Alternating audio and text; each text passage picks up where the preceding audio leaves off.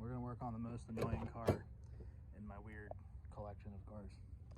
So everything's a mess in here, unfortunately, but this car has what is effectively a cam and intake engine out of a 1999 Tahoe.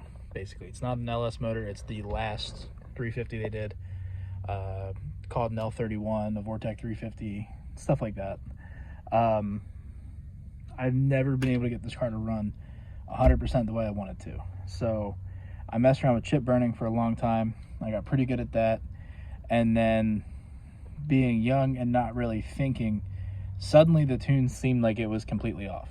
So rather than like trying to find a mechanical problem, I erased my good chip that had this thing running like the way it should and didn't back it up first and tried to tune around a mechanical problem like a complete idiot, just being rash and 20 years old.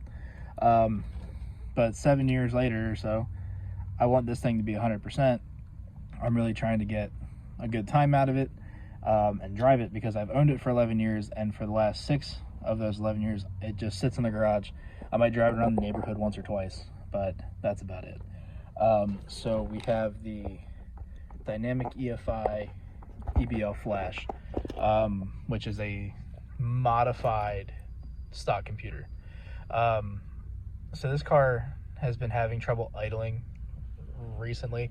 I drove it up to the shop one day. We did a bunch of maintenance. We installed the wideband, a new narrowband O2 sensor as well, new plugs, new wires, new coil,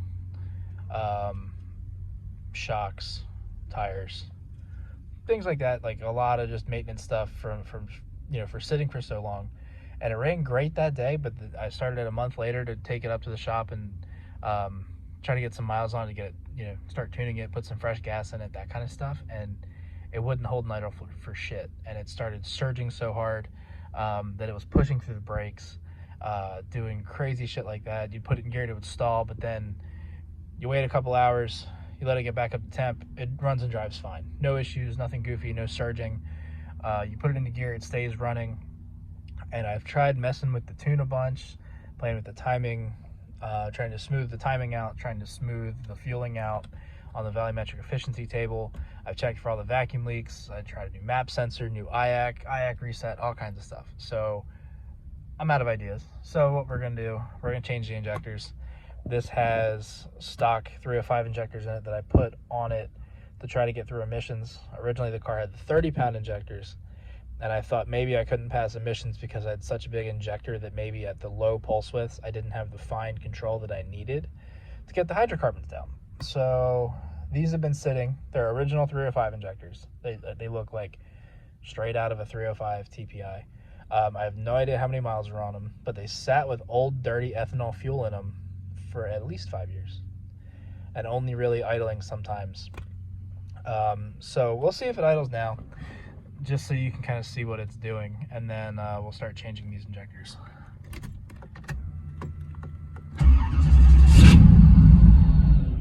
Yeah, so if it'll hold an idle at all,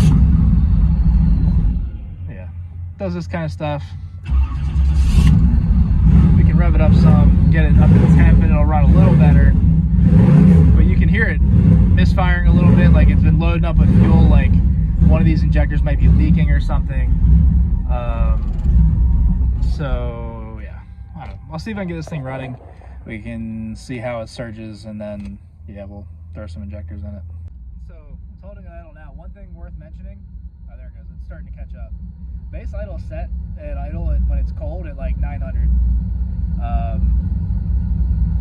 So it's actually holding a fairly smooth idle now that it's actually warmed up a little bit. But you'll see it'll start to surge a little more, and it progressively gets worse, almost like it's getting in, like the fuel trims are getting in some kind of loop of negative feedback and trying to correct itself.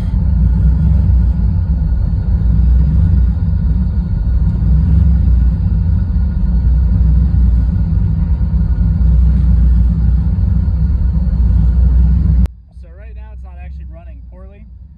Let's put it in gear just to see what happens. See if it stalls. No?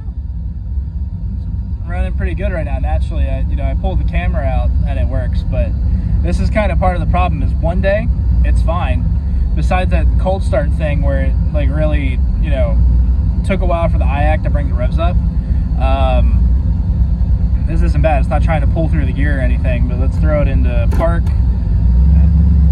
And the RPM adder for park is working. We'll throw it in reverse and hopefully not surge through the brakes and hit the Corvette. There we go.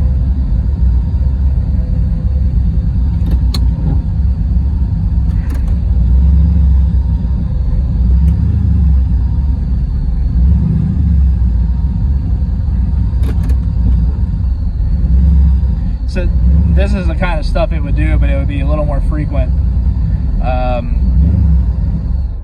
Yeah, and then until it eventually stalls. Like, obviously you don't want it stalling in gear, and then anytime you give it gas and the RPM moves around, especially with it's having such a big stall in it, it drops very fast. Yeah, it does. It's just not happy.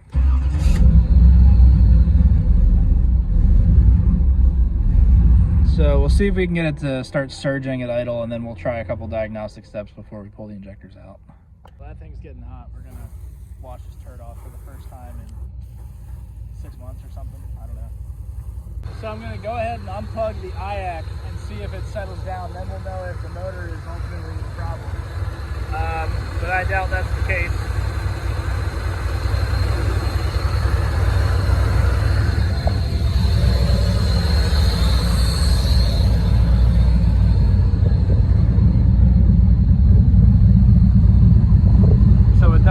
It's obviously running just on off the base idle screw, and then there's the smoke that is really my bigger concern, but I can't do anything about it until the car runs right. I think that is oil smoke. It's kind of hard to tell what color it is, but you can really smell it, and I'll include the other video I took me revving it up in the driveway one day. It's got a blue tint to it, especially in high volumes, and I don't know where else it would be coming from. Which is what gives the computer control of the distributor, and see if it smooths out.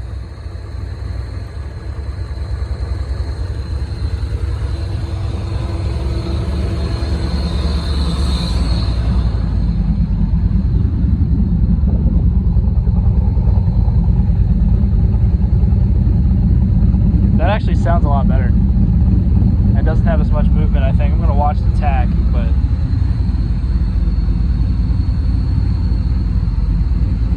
ooh, I gotta check engine light. Wonder which one of my 6 codes that's at.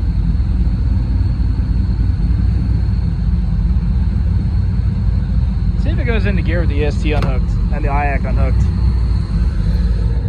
Ultimately, those two should, well, the EST works all the time, but the IAC should only work in closed loop. But yeah, let's put it here and see what happens.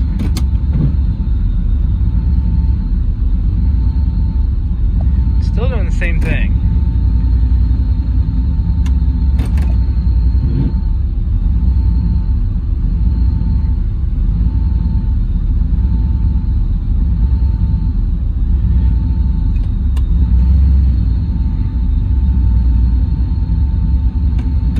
So if you're wondering what the point of all these tests were, it was basically to see, do I have some kind of mechanical problem that's computer controlled, meaning like the IAC or the EST. If it runs fine on the base idle screw, which it does with the IAC unplugged, and it runs fine on base timing, which it does with the EST unplugged, then you know your bases are set correctly, more than likely. Like, there's room for error, but they're probably set fine. So then the next problem would be, it's a fuel delivery issue, because ultimately what's going to raise the revs are fuel, air, or spark.